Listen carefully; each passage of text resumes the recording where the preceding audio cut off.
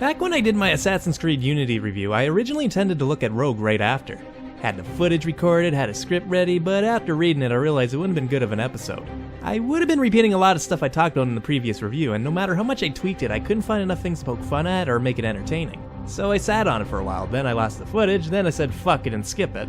But thankfully I have mini reviews to make up for it.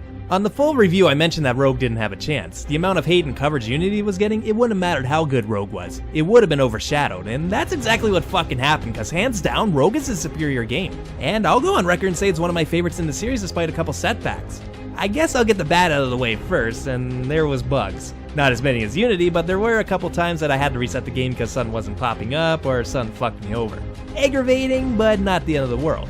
And the main campaign definitely fell short. I get that most of the production went towards Unity, but after that game crash and burn, it definitely stings a bit more that Rogue suffered because of that joke of a game. But that's all I can think of off the top of my head for stuff I didn't like. Now for the stuff I did like.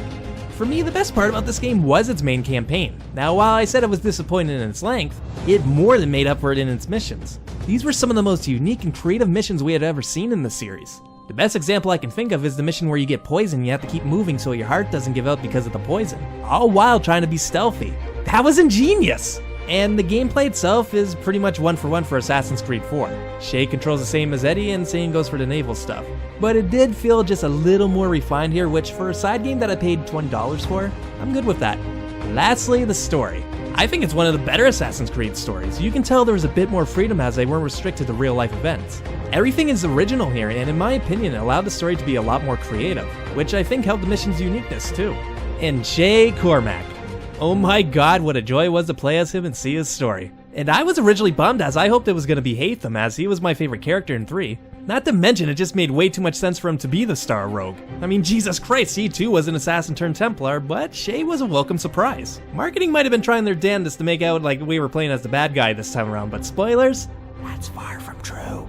Shay might have been an assassin turned Templar, but after seeing the shit he goes through, I don't blame him. He's doing what he truly thinks is best for the world. In my opinion, he was doing the right thing. Achilles makes a return in this game too, and I didn't care for him in 3. Thought he was a lousy leader, but in Rogue, oh, I can't fucking stand the goof here.